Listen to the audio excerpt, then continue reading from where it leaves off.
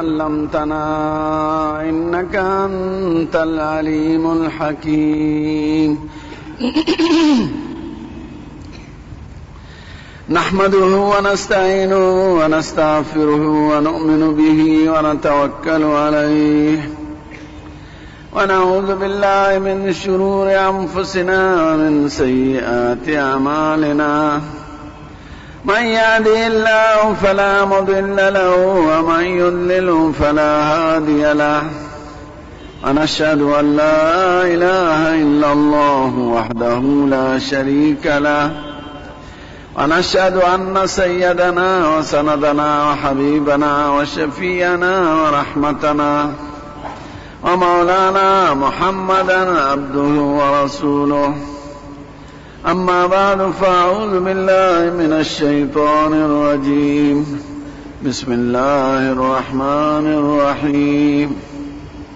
وإذ أخذ الله ميثاق النبيين لما آتيتكم من كتاب وحكمة ثم جاءكم رسول مصدق لما معكم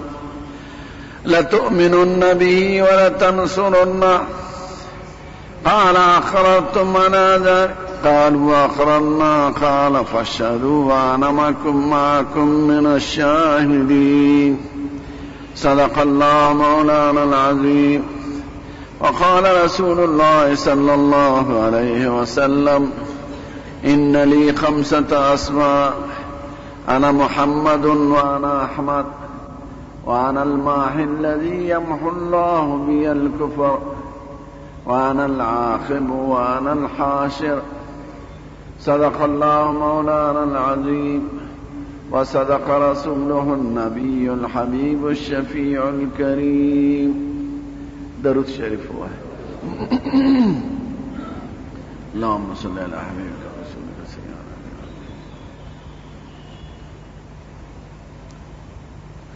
زما عزت مند مشرانو او گران ورونو دوستان دا حضور پاک دا سیرت مطهره په سلسله کې تمام بیان شروع کړه زمونږ دا عقیده ده چې زمونږ پیغمبر د ټولو پیغمبرانو سردار دی او قرآن شریف هم دا وایي او احادیث هم دا وایي قرآن شریف کې خدای پاک وایي وَإِذْ أَخَذَ اللَّهُ مِيثَاقَ النَّبِيِّينَ لَمَا آتَيْتُكُم مِّن كِتَابٍ وَحِكْمَةٍ ثُمَّ جَاءَكُمْ رَسُولٌ مُصَدِّقٌ لِّمَا مَعَكُمْ لَتُؤْمِنُنَّ بِهِ وَلَتَنصُرُنَّهُ خدای پاک وایي ما د ټولو پیغمبرانو دا وعده اخیستې ده که ستا په موجودګۍ کې ستا په زمانه کې یو پیغمبر آخري تاسو ته درغی نو تاسو به پاغي ایمان راوړئ او د هغه امداد ته به پاڅېږئ ټولو وی قالوا اقررنا وی صاحب زمونږ په دې اقرار دی قال فاشهدوا وانا معكم من الشاهدين تاسو ګواه اوسئ په اقرار کې او زم په دې حاضر یم نو خدای د هر پیغمبر نه زمونږ د پیغمبر د امداد د ایمان راوړو او دا هغه د دین د پاره پاسېدو باندې اقرار اخیستی دی د اقرار یې د بل پیغمبر نه نه دی اخیستی د نورو دپاره اگر چې پیغمبرانو په ټولو ایمان ضروري دی خو خدای پاک دا اقرار دا صرف زمونږ د پیغمبر دپاره اخیستی دی خدای پاک قرآن شریف کې وایي ما كان محمد أبا أحد من رجالكم ولكن رسول الله وخاتم النبيين وكان الله بكل شيء عليما محمد عليه الصلاة والسلام دا چا پلار نه د ستاسو په نارینهو کې نارینه اولاد یې ماشوموالي کې وفات شوی خو د خدای آخري پیغمبر دی نو مهر د پیغمبر آخري پیغمبر دا زمون پیغمبر ته ویلي شوی خدای پاک ولسمه پاره کې وایي وما ارسلناک الا رحمتا للعالمین ته د ټولو جهانونو دپاره ما یو لوی رحمت لېږلی دنیا ته دا ډېر لوی صفت دا د جهان په یو کتاب کې د یو پیغمبر په باره کې نه دی راغلی نه په انجیل شریف کې د عیسی علیه السلام په حق کې او نه په تورات کې د موسی علیه السلام په حق کې نه د یو بل پیغمبر ته خدای دا نه دی ویلی چې ته د ټولو جهانونو دپاره لوی رحمت دا صرف زموږ د پیغمبر صفت راغلی دومره نمونه ښکلی چې هغه په یو صفت دلالت کوي زموږ د پیغمبر دا د یو بل پیغمبر نه دی راغلی که تاسو مسجد نبوي ته لاړئ خدای پاک دې تاسو توفیق نو د یو دروازې نوم دی باب السلام او د بلې اخري دروازې نوم دی اوس باب البقیع نو دا سره دیوال د محراب په دیوال کې دا د قبلې دیوال شي په هغې کې ګول ګول دیرې دي د قشا او په هر دایره کې 2-3 نمونه دي د حضور پاک نو د اثر نه چې شروع کې لوی جماعت دی تر اخره پورې د حضور پاک نمونه لیکلی شوي دي او هغه نوم چې د هغه په یو لوی صفت دلالت کوي دا به د بل پیغمبرونه وي د دې وجه نه حضور وایي زما ډېر نمونه دي خو په دې ډېرو نمونو کې 5 نمونه هغه یاد کړي دي وانا محمد ز محمد وانا احمد ز احمد وانا الماحي ز ماحي وانا العاقب ز عاقب وانا الحاشر ز حاشر محمد ستوي دا سنم نه راغلی د بل پیغمبر محمد معنا په هر زمانہ کې په هر قوم کې په هر ژبه کې داغه زیات صفت شوی انسان نشته نو محمد معنا ډیر ستایل شوی په ډیرو صفتونو یاد شوی نو زموږ د خپل پیغمبر نه زیات د یو پیغمبر صفتونه د جهان په قومونو کې نه دي راغلي دی وخت کې ټوله دنیا کې 3640 جبې دي چې کوم کې وینا کېږي او لیکل کېږي په هر ژبه کې د هر قوم د حضور پاک په تاریخ کتابونه شته ټیک ته دشمنان هم شته د اسلام خو چې هوښیار خلک دی او سنجیده خلک دی که انګریز دی که یهودي دی که هندو دی که بل قوم دی هغوی د حضور پاک ستاینه کړې ده نو د ټولو پیغمبرانو نه زیات د چا صفت شوی دی زمونږ د پیغمبر نو د محمد معنا هم دا ده محمد معنا ډیر ستایل شوی ډیر په صفتونو یاد شوی د هر چا نه زیات دا د محمد معنا او داسې عجیبه نوم دی چې دا نوم د هغې د مبارک نه مخکې د چاړو نه په عربي نوم دی په عربو کې د هېچا دې ته خیال نو حضور پاک له کېښودی شي او بیا د هغه نه پس به یې خلکو ایښی نو د هغه نوم به له خدای خاص کړو نو هغه وایي زما نوم محمد دی په هره ژبه کې په هر قوم کې د هر چا نه زیات په صفتونو یاد شوی ستایلی شوی دا زموږ پیغمبر بیا دویم نوم دی و انا احمد زما نوم احمد هم دی احمد معنا د هر چا نه زیات د خدای صفت گویانه دومره صفت دومره عاجزي د خدای په دربار کې او دومره د بندګۍ اقرار چې زمون پیغمبر کړی دی دا یو پیغمبر نو د هر چا نه هغه په خپله زیات صفت کړی دی د خدای پاک نو چې څومره په خپله د زیات د خدای د تابعدارۍ د خدای د بندګۍ د خدای د مخکې د عاجزۍ اقرار کړی دی دومره د هغه ډېر صفتونه هم شوي دي نو محمد معنا د هر چا نه زیات ستایلی شوی او احمد معنا د هر چا نه زیات د خدای صفت کوونکی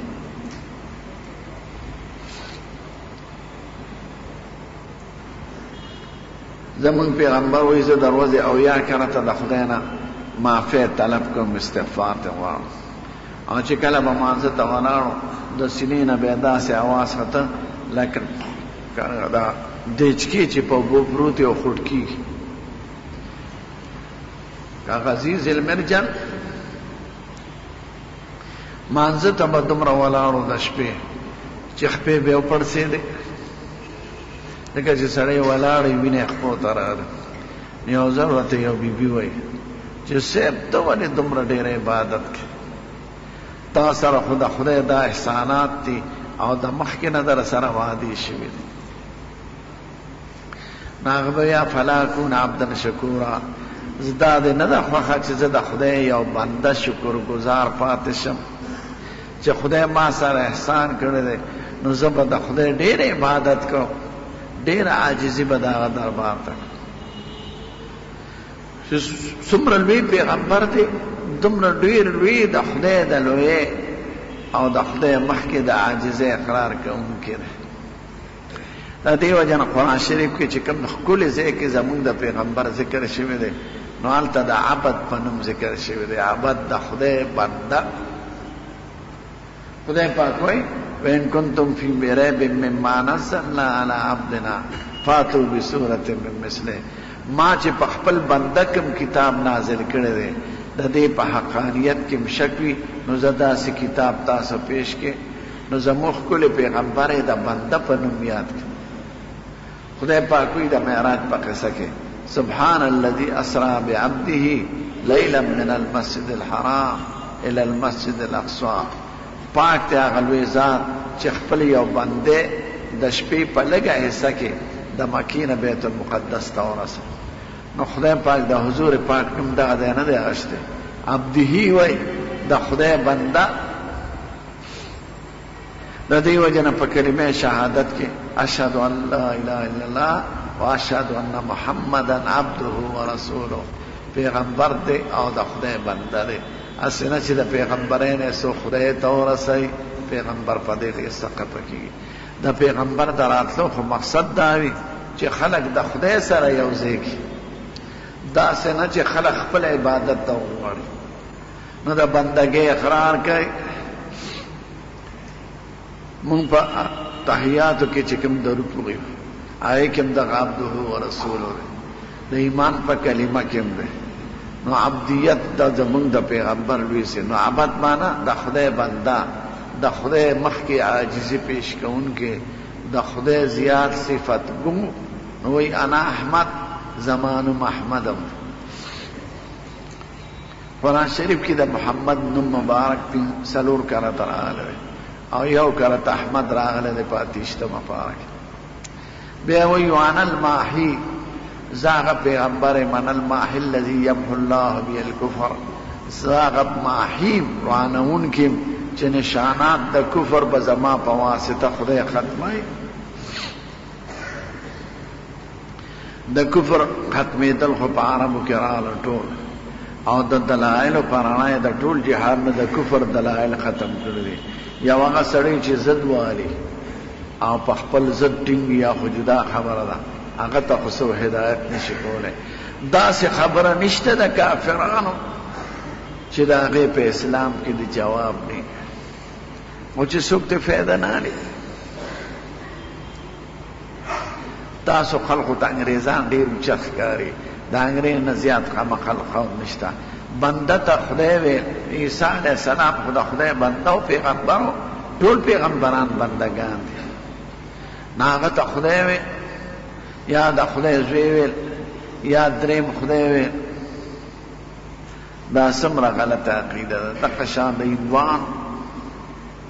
چې هغه تعلیم یافته دي د هغوی زناور دي نو هغه غیر تعلیم یافته جټ به څنګه خدای پاک چې د عیسی علیه السلام خدای خو ماتی چې خدای نه دی نو په عجیبه ښکلې آیتونو کې شپږمه پاره کې وایي ما المسیح ابن مریم الا رسول قد خلت من قبله الرسل وامه صدیقه کانا یاکلان الطعام عیسی علیه السلام د خدای نیازبین پیغمبر دی او مور یې پاکه بیبي ده خو دواړو به ټیکاله خوړله طعام به یې خوړه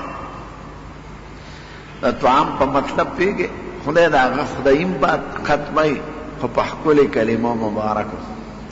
دواړو به ټیکاله خوړله چې ټیکاله څوک خوري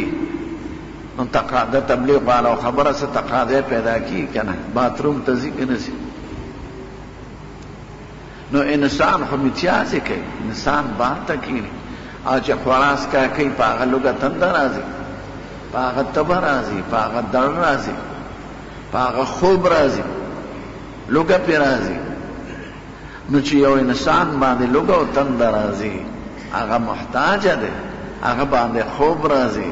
هغه بار ته کینی، هغه خدای وي. نو دا د جهان خامقا حضرت عیسی علیہ السلام ته د خدای وي. دا غزیاتې دی د حد نه چې پورې اوسي. زمونږ جاهلانو کې د پنجاب طرف ته بعضې پیران زمونږ پیغمبر ته بنده نه وای، وی نور دی. نور څه مطلب دی؟ که نور د هدایت او د رڼا وي د ټول جهان دپاره نو واقعي د هغه نه لوی نور نشته. او که دا مطلبي چې هغه انسان نو دا د جاهلانو عقیدې دی. نه هغه انسانو، مور پلار یو، پیدا شو، زلمی شو، بوډا شو، په ږیره مبارکه کې سپین ویښته راغلل، ودونه یې کړي دي، بال بچې یې خوړلی دی، لوږه تنده پرې راغلې ده، زخمونه یې خوړلي دي، تکلیفونه یې برداشت کړي دي. نو خدای هم دا وي؟ خدای خو نه دی، بنده دی. نو دغه جاهلان داسې وي دی پنجاب ته لاړ شي یا دا پیران ځناور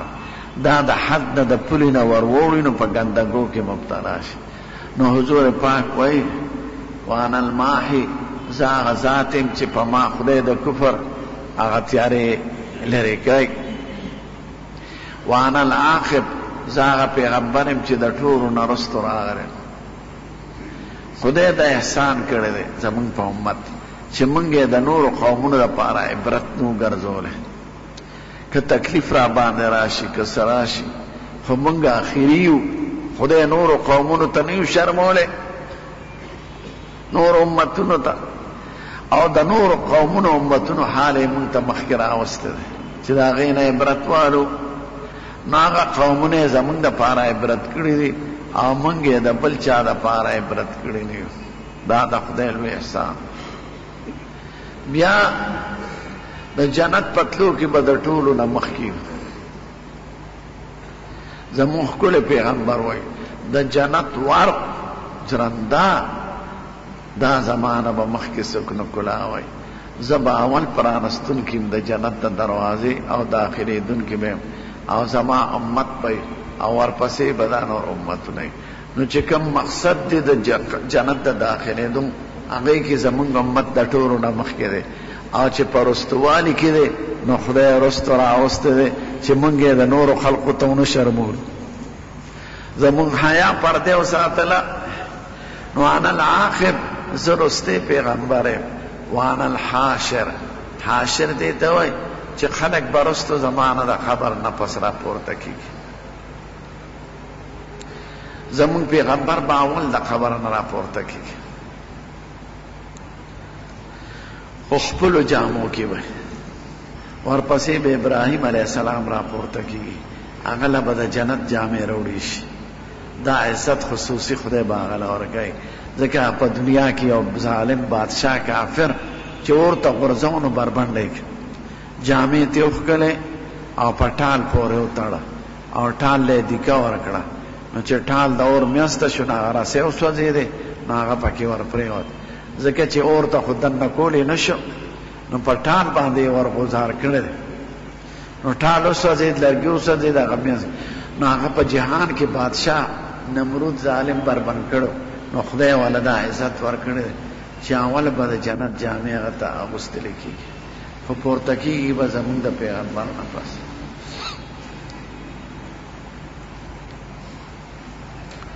نو خدای پاک زمونږ پیغمبر دا وایي چې زما دا پنځه نومونه دي. دا بخاري شریف کې حدیث دی. خدای نو دا د سردارۍ عزت او د ټول جهان د انبیاو نه د زیات غوروالي عزت صرف خدای زمونږ پیغمبر له ورکړ. دې آیات کې هم دې ته اشاره شو. بیا واقعات حضور پاک په خپله وایي خدای پاک په ټول جهان کې انبیا غوره کړي دي او بیا په هغه ټولو انبیاو کې زه غوره کړی. د معراج په شپه چې په براق خطه نو براق ډیماري شروع وکړه، پرشار یې شروع، مستی شروع کړه. نو جبريل عليه السلام ورته وی ښا د دې خپل مبارک ذات د بتا باندې بل ور انسان څور شي چې تاړي ماری کې زر ادرت په hebat او خلی په حال به چې معراج کې لاړ بیت المقدس ته ورسېد نو په واس پسې کې ور سره ټول پیغمبران راغلي په رخصتي کې ناغي ته د جمع موږ ورکړ نو په صفونه جوړو د سبا منځو ټول پیغمبرانو سره خدای ارواح را جمع کړو په انساني سیرو کې اوس په دې انتظار دي چې څوک به مخکې کیږي جبرئیل علیہ السلام راغی او د حضور پاک لاسونه وی سیب دی وخت کې بل څوک امامت تشي ورکول استا په موجودګۍ کې د ټول انبیو کرامو امامت وکړه صلی بهم فی القدس فهو امامهم اسما به شرفا لدى المنان به یو پیغمبر خطبه لوستلې د زمون په کتابونو کې هغه یو د خدای ثنا ویل او اخر کې به د حضور بیان وکړ نو خدای د لوی عزت ورکړي د قیامت ورځ شي نو دا زمون د خپل پیغمبر بیان دی او د احادیث په ټولو کتابونو کې راځي چې دا خلک د قیامت پر استنګ شي نو دومره به تنګ شي چې دی به خدای دوزخ تم دی بوزي خو چې په یو طرف ته شو یو پیغمبر نه بلار شي وی قربان ته خدای ته سفارش وکړي چې حساب کتاب شروع شي ابو یې نشم کوله خپل څه عذر به بیان به یو تا به بلتا نواره به زمون خپل پیغمبر نه یادېږي چې د عزت خدای پاک سرګند کړي چې ټول د عاجزه اقرار وکړي چې موږ نشو کولی نو بیا به آخري زمون پیغمبر ته راشي نو هغه به وایي انا لها دا سفارش زما په قسمت کې مقرر دی نو دی به لاړ شي نو هغه سفارش چې د ټول جهانونو دپاره وای او د حساب کتاب شروع کېدو دپاره وای هغه به زمون پیغمبر کولی شي بل به نشي کولی دا عزت او سرداری خدای د هغه په قسمت کې مقرر کړه دا مونږ چې د بانګ نه پس دعا وایو حضور پاک وای چې بانګ واورئ نو چې د بانګ څنګه کلمې هغه شان وایه او بیا یو چې بانګ خلاص شي یو ځل په مزه درود شریف او بیا به دعا د وسیلې ووایه اللهم رب هذه الدعوة التامة والصلاة القائمة آت محمدا الوسیله خدای حضور پاک له وسیله ورکې وسیله دغه د عزت آخري مقام دی چې خدای باغله ورکي نور پیغمبرانو له بنه ورکي دا غ سرداری ده چې خدای هغه نصیب کړی قسم د ډیرو پیغمبرانو دا ارزو لرلې ده چې خدای ما د پیغمبر علیه السلام په امت کې پیدا کړي حافظ ابن حجر فتح الباری کې لیکي چې د عیسی علیه السلام په آخر کې ذکر راځي د دجال د مرګ دپاره چې د ارزو کوله چې خدای ما د آخري پیغمبر په امت کې پورته کېدل نصیب کړي نو خدای د هغه دعا قبوله کړې ده عیسی علیه السلام برازي او دې امت کې برازي او د امتی په حیثیت برازي یعنی د خپل پیغمبر احکام به نه بیانوي د هغه پیغمبر به وي خو د پیغمبر خپل احکام نه وي بیني ما هغه احکام به چلی چې کوم زموږ د خپل پیغمبر دی نو دې ته دغه وایي هغه دا راغلی خدای پاک په دې دی او مقرر کړی په دې دی چې هغه د خدای نه سوال کړو چې خدای ما د آخري پیغمبر په امت کې حساب کړي نو هغه سوال والا خدای قبول کړی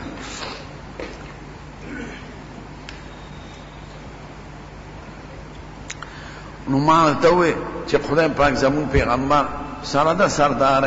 او سره د عزتونو نه دا صفت دا پیدا کړی دی چې هغه په بندګۍ کې په عاجزۍ کې د خدای دربار کې په آخري درجه کمال ته رسېدلی یو ځل یې ډوډۍ خوړه داسې ناست په یو خپې ولاړه یو یې ماته کړې وه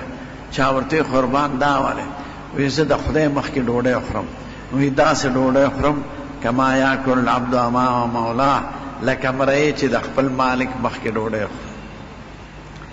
یو سړی راغی چې ویلي د حضور پاک په هغه پیدل لاړ ولی زما د پلار نوم عبدالله دی، د مور نوم مې آمنه دی، زما مور بساق خوړه. ولې در باندې هیبت راغی؟ د خپل عاجزۍ اقرار وکړه چې زه خو انسان یم، بنده یم. نو زموږ حضور پاک ته د بندګۍ نه اوچت کول دا هغوی وی جوړې مونږ صفت کوو، او دا صفت نه دی. نه پیغمبر به پیغمبر ګڼې، خدای به خدای ګڼې. بعض خلک د اولیاء کرامو په باره کې دومره زیاتې وکړي چې د خدای درجې ته ورسوي، او بعض خلک د پیغمبر علیه السلام په حق کې دومره زیاتې کوي چې د خدای درجې ته رسوي. دا به نه کوي. نه پیغمبر سره د لوی شان نه او سره د لوی کمالاتو نه او سره د لوی سردارۍ نه د خدای بنده دی. مونږ د ایمان نه وړو چې پیغمبر زمونږ پیغمبر د خدای پیغمبر مو او د خدای بنده مو. اشهد ان محمدا عبده و رسوله، پیغمبر زمونږ د خدای رسولم دی او د خدای بندم دی. نو د بندګۍ نه به انکار نه کوي. بشر دی، انسان دی، فراز کا کې که مور پلار یې لر وفات شو، تکلیفونه پرې راغلي. د بندګۍ دپاره درته یو دوه درې مثاله. جنگ احد کې په غاښونو مبارک شهید غاښ یې ولګېد، مخ یې زخمي شو، په سر کې کونډه ننوتې وه، تکلیف پرې راغلی. جنگ خندق کې په تکلیفونه راغلي. یو ظالم یهودي په سحر کړو او د هغه دوه لوریان. نو سحر داسې و چې د بیبیانو نه یې تړلی و. دا د شیعګانو کې ډېرې، دا یهودیان شیعګان هم د یهودو یو شاخ دی. نو یهودو کې چې څه مرضونه دي هغه دې زناورو کې هم راغلي. نو یهودیان په سحر کې مشهور دي لکه شیعګان چې په تعویذونو کې مشهور دي. دا کوډې موډې، دا سحرونه کول، تعویذونه کول، دا د درو، دا اکثر د شیعګانو عمل دی. نو په حضور پاک سحر شو. نو سحر داسې و چې د بیبیانو نه یې تړلی و، شهوت یې ختم شو، بدن یې یخ. نور په منځ کې، په جهاد کې، په تبلیغ کې په دې اثر نو، خو صرف بدن یې یخ پخ. حیرانو چونکې د غیب علم صرف د خدای صفت دی چې خدای پیغمبر ته ښیي نو وښیي ورته، او چې نه یې ښیي نه یې ښیي ورته، مالک هغه دی. کله ورته د اوه اسمانونو مخکې حالات ښیي، او کله د دروازې نه بار نه خبر نی. نو حضور پاک خپاو چې خدای دا په ما څه چل شوی دی. دا بخاری شریف کی بیان دی. شپږ میاشتې پې دا تکلیف. نو یو ورځ بیبي سره ملاست او بدن کې یخو. نو دوه ملایکې راغلې، یو یې سر ته ورېدله، یو یې خپو ته. دی دغه وخت نیم خوابه شانت و، سترګې یې پټې وې خو زړه یې بیدار و. نو دا د خپو والا ملایکه دی سر والا ته وایي ما وجع الرجل، عربی کې ورته وایي په دې سړي څه تکلیف دی؟ قال مطبوب، بې سحر پې شوی دی. قال من تبه، چا پې کړی دی؟ وی لبید ابن عصم او د هغه لوریان. وی څه کې کړی دی؟ وی د ګمز ویښتې پیدا کړی دی د سر او د جامو، او هغه یې تو کړي دي یو ګوډاګي کې، او ستنې پکې منډلې دي. وی دا کم ځای دی؟ وی دا زیاروان باغ کې او د قجرو باغ د شار هغې کې یو کوی دی، او کوی د لاندې د ګټې د لاندې ایښی دی. دی حضور پاک ته واوروت، بس سترګې راویښې شو. او بیبي ته وایي زه خدای پاک راته د مرض حال بیان. چې سهار شو هغې باغ ته لاړ. د هغې باغ نوم و زیاروان. ما چې سبق وی هغه زمانه کې و، اوس هلته لویه اډه جوړه ده. یو شار ځای و د باغ په طرف کې، او یو کوی و، او بخاري شریف کې راځي د هغه کوی اوبه تکې سرې شوي وې. نو یو صحابي ور کوز کړ. دې کویانو کې پخوا به خلقو یو لوی غټ ګټم کېښوده چې په هغې به سړی ناست و، که برخه به یې راوکړله یا به یې سکول، نو په هغې به ناست و. نو هغې ته عربۍ کې رعوفه وایي. یو لویه ګټه وراوکړه، په هغې صحابي کېناست. بیا وکتل د ګټې خواته نو ګټې د لاندې نه بیا هغه غوټه راوښکله یو بوډاګي شانتې جوړ کړو د ټوکړو بار تیارو او یولس ځای غوټې وې او ستنې وې پکې هغه یې وسپړده بس چې هغه یې وسپړده دلته یې بدن کولاو شو نو دا دوه صورتونه چې دي دا قل اعوذ برب الفلق او قل اعوذ برب الناس دا 11 آیات دي او دا هغه سحر د دفع د پاره خدای نازل کړ دی وې غوټې وسپړدې بس بدن یې کولاو شو نو بنداو او سحر پې کېدل دا علامه د درو خبرو ده اول دا چې په خپله ساحر نه دی ځکه ساحر باندې سحر نه کېږي دویم دا چې څوک یې د ډېرو کمالاتو او معجزو ته وګوري او خدای ورته ونه وایي نو دا خدای خلقو ته وښودله چې خدای نه دی خدای پاک باندې څوک سحر نشي کولی او نه خدای ته تکلیف رسي دریم دا چې د بندګي او بشریت څرګند شي چې انسان دی او انسان باندې تکلیف راځي او ټول پیغمبران انسانان دي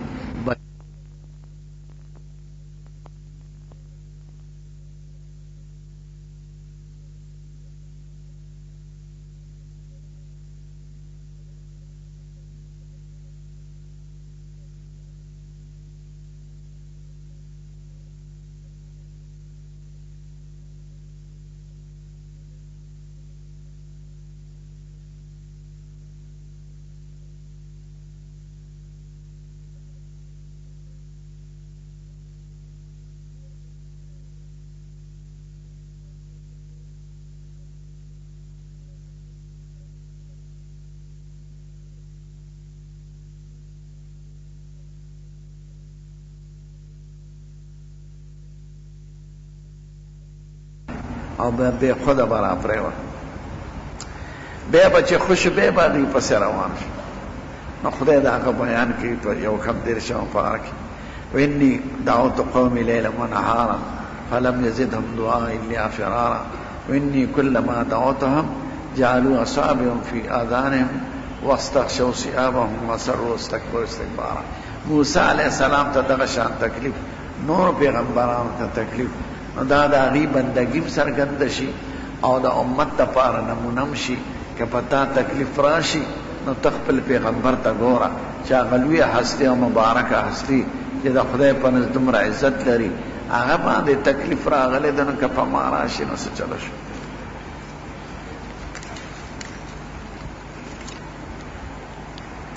چاوې موبایل د ماشوم په امتیازو کې پروزي منزل یې خو نشي کېدی په لمده ټوکړه دی پاکي او دوی مګي موبایل هر چاته هر وخت کور نه پکار دا یاد لرئ چې چاته ټلیفون کوئ نو د هغه د اوقاتو خیال ساتئ اوس د آرام وختي د ودو کېدو وختي د غرمه وختي نو دا چاته مه کوئ پوهېږئ چې دا وخت د بیداري دی او ویښ به او د آرام نه دی نو بیا هغه وخت کې ډېر قمقل داسې ما په خپله د خوب نه راپاسم نو دا کتابونو کې آداب لیکي چې چاته تنبم ډزوی او اجازه ته غواړی نو د هغه اوقاتو ته خیال دا قرآن شریف کې 18مه پاره کې دي دا آداب پکې ذکر دی نو فون چاته کول د هغه د اوقاتو خیال ساته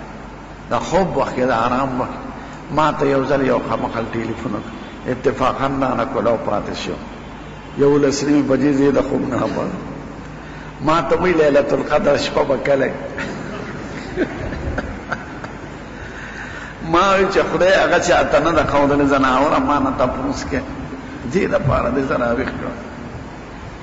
نو داسې تپوسونه چې ډېر کمزور او سړی نه خوب نو موبایل ټلیفون هر چاته هر وخت مه کوئ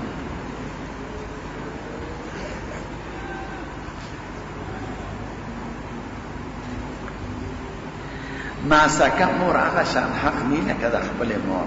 د خپلې مور لوی حق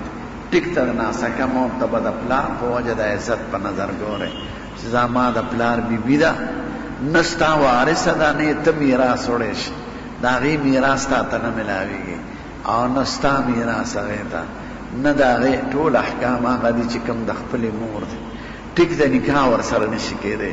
خو هغه شان احکام خو نه لري لکه د خپلې مور په شان مور چې دی په جمدون یې خو هر قسمه عزت او احترام پکې او چې وفات شي زیارت له به ځي قبر له به ځي د مور پلار زیارت کول دا سنت دي او مور پلار ته دعا کول دا فرض دی په انسان د ناسکه مور هغه شان حق نشته روزه مبارکه کې دننه رڼا وي که تیاره وي نه تیاره وي هلته د ډیوې بلولو ساجت دننه په خبرونو پنجره ته توده پنجرې نه دننه دیوال دی دیوال باندې غلاف تشي او دننه بیا قبرونه دي درې نه هلته بجلي شته نه رڼا شته نه د رڼا ضرورت شته او شریعت کې د خبر د پاسه بجلي بلول ډیوې بلول دا بندم دي دا د هندوانو رواج دی او زمون حضور پاک ډېر سخت منع کړی دی هغې فرمایي د ترمذي شریف حدیث دی چې خدای دې په هغه انسانانو په هغه ښځو لعنت ووری چې بار بار قبرونو له ځي او په هغې ډیوې بلوي دا د انګریزانو د هندوانو رواج دی مسلمانانو قبر په ډیوه څه کوي او بیا زموږ وطن کې د شړشمو تیلو ډیوه بله کړي نو سپی راشي هغه تیلو څټي او بیا خپل اوچته کړي امتیاز وکړي په قبر نو فایده دې وکړه هغه ډیوه جومات ته ورکړه چې خلک پرې لمونځ وکړي تلاوت پرې وکړي قبر په ډیوه څه کوي هغه په تیاره کې پروت یا په ګمبد څه کوي د حضور پاک ګمبد د یو خاص مقصد او د یو واقعې د وجه نه جوړ شوی دی خلقو د هغې نقل شروع کړی دی یعنې په څلور واړو مذهبو کې په قبر ګمبد جوړول بند دي په څه کوي په ګمبد هغه ګمبد باندې چې خرج کوي یو جومات جوړ کړه یو مدرسه جوړه کړه د دین یو کار پرې وکړه هغه په خاورو کې پروت دی که د سرو زرو ګمبد پرې جوړ کړي هغه ته څه فایده ده لکه سړی د لوږې نه مړ شي او ته خبر تشکور د ډوډۍ او د الوا کېږي نه هغه په هغه ډوډو څه کوي او په الوا هغه به دغه راشي سپي به راشي او به یې خوري هغه چا فقیرانو له ورکوه ثواب یې هغه ته وبخه دا په خبر چې پیسې ور وغورځوي دا ټولې مردارې شي ځکه چا له خدای لاس کې ورنه کړی د هندوانو رواج دی وکړه نه چاله یې ورکوې خدای د دې صدقې ثواب دی نیک بزرګ ته ورسوي نو فیر دا خو لکه دریاب ته چې ورځي یا ډنډ ته زموږ خلک دې نه پوهه او دا جاهلان پیران د خپل پیر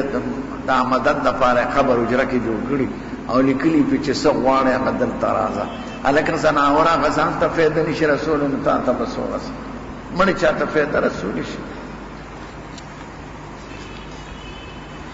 دا مردار خواري چې دغه پیسې خوري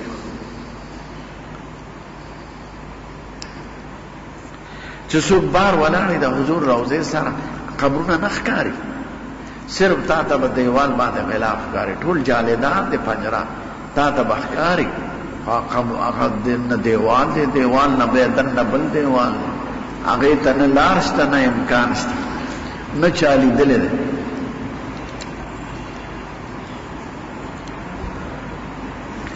ما ته یو خادم یو ځل ویلو سودانې هغه خادمان اوس نشته چې زه دننه یو ځل واقعه کې ننوتې وم ما له خاوره م راوړې وه د قبر مبارک نه غلاف چې به یې وڅنډه د هغې خاوره خو یې ما لیدلی امام ابو حنیفه 55 حج کړی دی هغه وایي ما ته یو سړي ویلو چې ما د حضور پاک خبر لیدلی دی او ما هی پشت دا هدایه کې ذکر د حضور پاک دا خواهش و ځنکدن نه مخکې په مخ به یې صادر به یې د مخ نه لر کړ او دا به یې وی لعنا لله اليهود والنصارى اتخذوا قبور انبیائهم مساجد یحذر ما صنعوا خدای دې په یهودو او په نصارو لعنتونه ووری چې هغوی خپلو پیغمبرانو قبرونو ته سجدې شروع کړي دي پام کوئ چې زما خبر ته سجده ونه کړي نو د دې وجه نه د هغه خبر پټ په پټ راغی د هغه دا خواهش ځکه خلک د محبت په غلو کې راشي نو سجدې باندې پروسي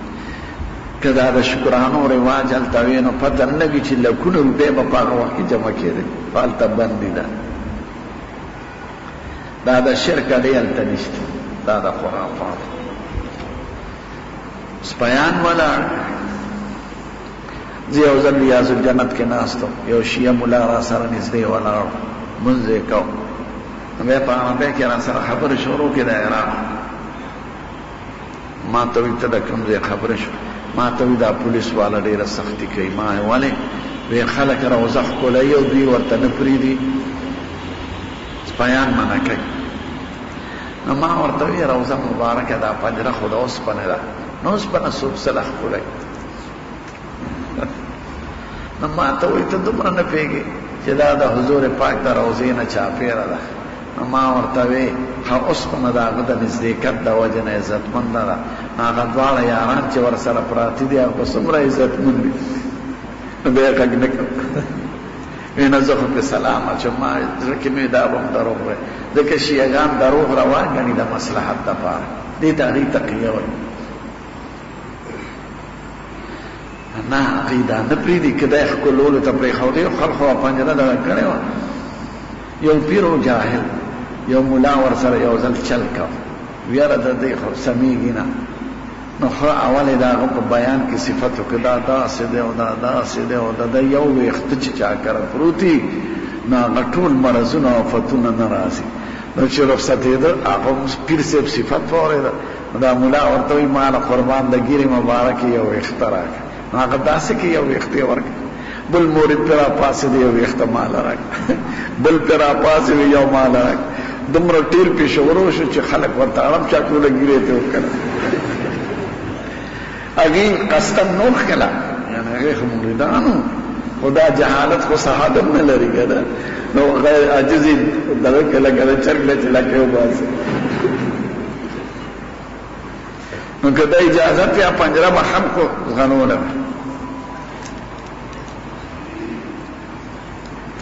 هلته دا بندې شکرانې بندې دي مالګې بندې دي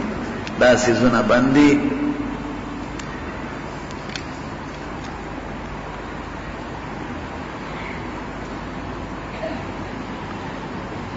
سبا وخت کې چې دومره وخت درته میلاو شي چې فرض پکې کولی شي نو سنت مه کوه فرض به کې سنت که بې خوښې وروسته وکړه سنت خو هغه درجه نه ده لکه د فرض خو خامخا کول ضروري ده د ښځو احرامو کې جامو کې بدېدل نشته صرف دا حکم دی چې مخ به نه پټوي البته که مخامخ سړي راغله نو دلته به ډکي هغې باندې به هغه پرده را غوړنده کړي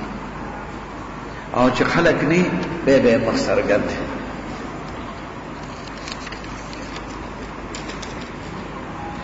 احرام کې هر شي چې د حلالېدو وي هغه حلالولی شي لکه چرګه ګډه دا ښکار څیز به نه حلالی ښکار چې څه ته ښکار وایي ځنګلي حیوان یا مارغان دا ښکار یې بند دی حلالېدل هم بند دی محرم سړی به دا نه حلاله او وطني څیز چې کوم خلک خوري اوس کې په وطن کې خرڅېږي لکه چرګې ګډان چیرلي غویان میخي اوښان دا حلالولی شي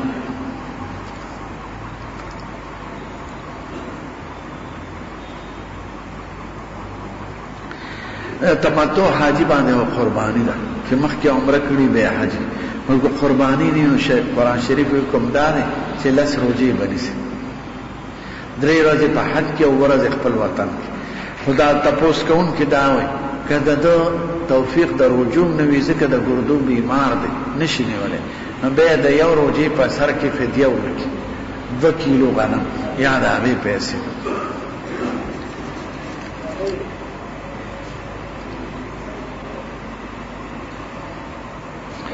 چاوی د چینانا د ګډ او د چیلې غوښې راځي او ارزانې دا اوس هم ماته چوي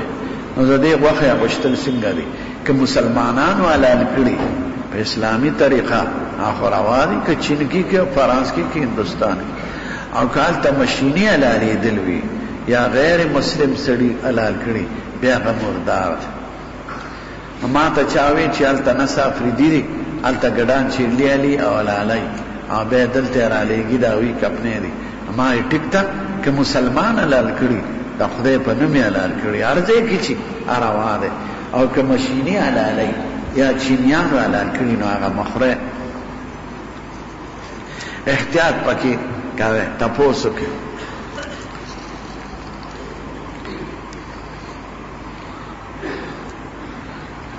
چاوې زمون علاقه کې چې اذان کېږي نو سپي مغابي سپی اکثر شیطان پس غافي او شیطان د بانګ وخت کې تخته نو شی چې دوی شیطان ویني ځکه دا حیوانات او شیطانان یو بل ویني مونږ یې نه وینو نو کېدای شي چې د سپو غپار د هغې د وجه نه یا د بانګ پسې غافي ځکه شیطان د سپي په شکل راځي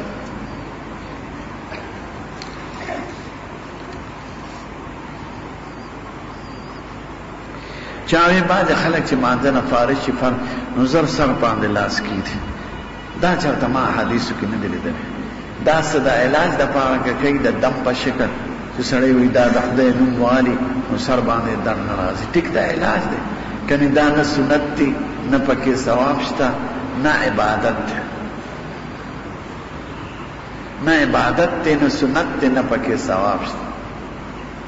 که دا سنت وي ټول امت کې به را روان وي ځکه فرض مونځ خو ټول خلک کوي هر سړي به بیا په سر لاس کېښوده لکه سلام چې هر سړی ګرځي نو عمل دی عملیات که د چا وي چې یاره د سر خوږي علاج دا دی ټیک ده هغه پیشه او کار یې پیشه خو ثواب به یې نه ګڼي نه به عبادت ګڼي نه به سنت ګڼي د نسوارو کاروبار څنګه دی نسوار وی سلیریش بیماری پیدا کوي نو استعمال یې ښه نه دی نو کاروبار یې ښه نه دی د نشي څیز دی په لومړي ځل باندې یا په دویم ځل هم سړي اودس هم ماتوي ځکه سړي باندې نشه راولي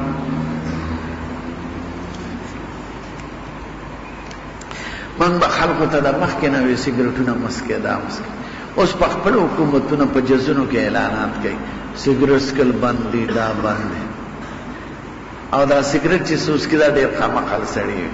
قمقل په دې وي چې راوخیږي بس ته نو سګرټ په ولګوي نو دا عقل پکې ني دا سړیتوب پکې ني چې دی بس کې به نور مسلمانان هم ناست دي هغې ته به د دې بوی نه تکلیف رسي دا فرمان لري دا چې څومره تاسو چاته محاسب وایه که نه د کوټ پتلون والا دا دومره بې تهذیبه خلک دي دې کې سړیتوب ني ځکه چې زه خو ډېر وی افسر یم د خر بچیه که افسر یې خو ځان دی دا څوک څه کوي نو زر چې راوخیږي سګرټ به ولګوي لکه د خر دا به نه وایي چې دی بس کې خلک دي دی جس کې خلک دي دی باندې به تنګېږي دی بوی باندې سل مرضونه جوړېږي نو خلک چې اوس حکومتونو کې معقل راغی نو جزونو کې په دغه کې لیکي وي سګرټ به نه څکي په مخه به جس کې کېناستم او چا به سګرټ لګاو په مخه به زکام راته راته او سر به مې خوږېد ما به خدای دا څنګه بې تهذیبه سړی دی دا د کوټ پتلون دا د خر لکۍ چې د زنې د لاندې ځوړنده کړی دی ځکه د دغې تعلیم والا وایي چې موږ د بیز اولاد یو نو د بیز لکۍ خو شاته دوی پکې ترخی وکړه نو مخې ته یې ځوړنده کړه کنې دې لکۍ کې څه دي نه رومال دی چې سړی پې مخ پاکي یا پې نسوار وچکي نه ټوپۍ ده چې په سر یې کېږي نه تولیه ده چې ځان پې وچکي دغه شان شی ځوړند دی ځکه زموږ نیکانو وایي دا کړي دي او نیکانو څه کړي دي هغې د صلیب د یادګار په شکل کې خو زموږ خلک خو نقلیان دي نقلي سړی خو بې عقل هم دی چې دا زه څه کوم هغې په ولاړه ډوډۍ خوړلې ده دوی په ولاړه خوري د ولاړې خوراک نه زیات د قمخلو خوراک شته زناوري پرکېدی که خو به یو شی واچوې په یو لاس په څه کې نو دا ډېر هیبتناک دا اوږي خلک داسې پې ورمنډه کړي لکه دا اوږي خره یا غویان چې په دغه باندې ورچي پګایا نو څوک ځان ته لاوړ مخکې واچوي څوک ځان ته پیرني مخکې واچوي د پاسه پې چرګي واچوي او چې کوم ځناور چرګ ته ورسېد هغه بل ته بیا موقع نه ورکوي ټول چرګان ځان ته واچوي د بې تهذیبو خوراک د ولاړې خوراک دی د ځناورو زما خو ډېر بدي شي زه یم چې کوم قوم په خپل تهذیب فخر نه کوي دا هېڅ نه دی دا بیزوګان دي په خپله ژبه په خپل غیرت په خپل حیا په خپل دین فخر نه کوي دا بېکاره خلک دي دا د قومونو په نظر کې سپک وي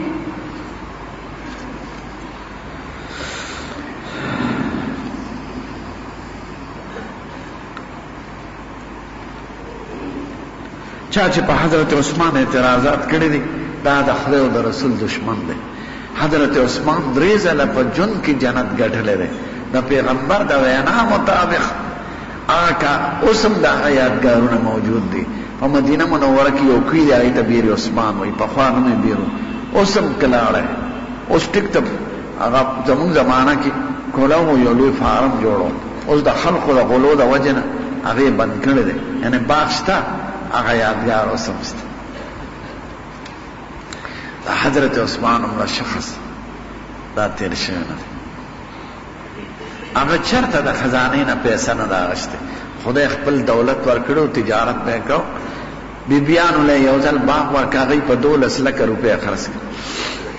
حضور پاک چې تبوک ته تللی دی فقیران ځکه خزانه خو به نه وه نو چندې اعلان وکړ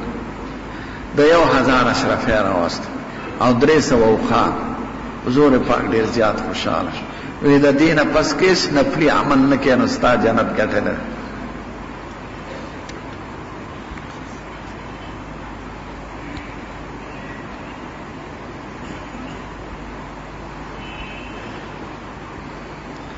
چا د چا نه پلار په خرڅ اخیستی څه پیسې ورکړي څه پاتې دی دې دا خرڅولی شي که نه او خرڅولی شي دا خو د ده ملکیت دی بیعه پوره شوې ده ټیک ته دی به خپل مالک له خپل قسطونه ورکوي خو خرڅول شي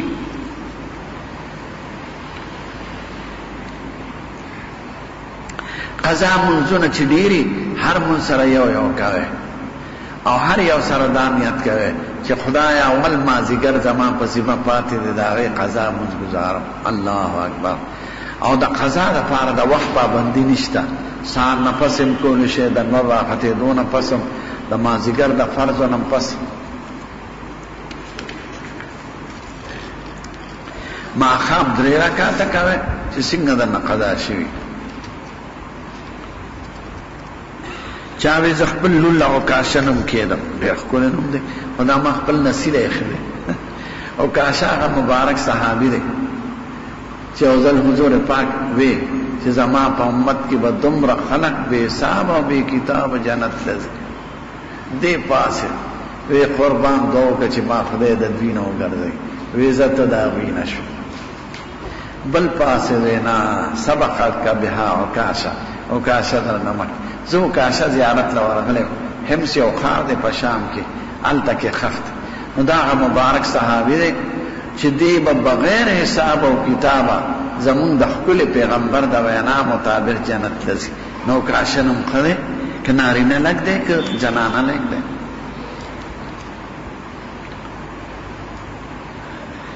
چې هغې مونږ د نبي د صورت مکلف نه یو د هغه په شان صورت څوک جوړول شي د سیرت مکلف سیرت هم ګورئ د هغې د ژوند داسې خبرې دي چې مونږ د هغې نه عاجزه یو هغه فقیري چې هغې تېره کړې ده هغه مونږ کولی شو یو ورځ کور کې چې څو هغې ټول وښکل ته ورکولی شي د کور زنانو کالي بارله لور یې راله د هغې په لاس کې بنګړي ای بچې دا بنګړي دا مې نه ده خوښه چې د قیامت پر ورځ خلک دا ووایي چې د پیغمبر د لور په لاس کې بنګړي دي وایي څوک مې فانکي خاندان له یې ورکړه دا مونږ کولی شو هغه د غنمو ډوډۍ عامه نه ده خوړلې د اوربشو ډوډۍ خوړلې ده انګولې چرته ډېر کم خوړلې دي دا مونږ کولی شو سیرت یې نه شو کولی چې دا فرض او سنت پوره کړو په دې شکر ادا کړي د هغې هغه ژوند هغه خو آخري درجه ده نه هغې ته څوک رسېدی شي نه په ځان کې راوستی شي که تا برځې د اوربشو ډوډۍ وخوړله سال له بنا جوړه پروت هغې ټول عمر کې واوره نه ده لیدلې په سترګو هغې ټول عمر کې چتری نه ده استعمال کړی ته په ګرمۍ کې ته جومات کې راتلی شي د هغې په کور کې ډیوه نه وه ته دا ژوند تېرولی شي هغې د پوستکي په سرمنه ملاستو ده د خجورو په پوستکي دا ته کولی شي یو ځل حضرت عمر د خپلې لور نه تپوس کړي د حفصې نه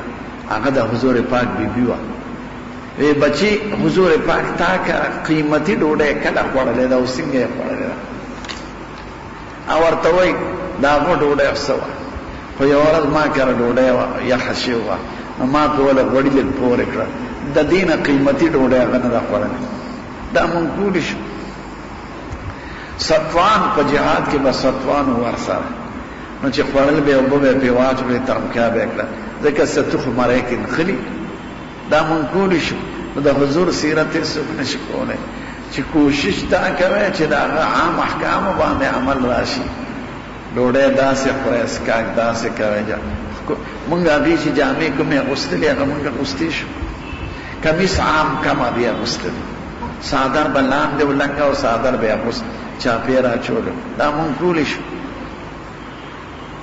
نه چې هغه فرض پوره کړي او سنت پوره کړي. دا م یو لوی غنیمت دی په دې وخت کې، د هغې د ژوند په شان ژوند. که مونږ ټول لا جمع کې یو ورځ نه شو کوو. دا خو د هغې لوی شان چې هغې له خدای ورکړي. نو تاسو دا نه شئ کولی، ښه د هغې د احکامو پابندي کوئ.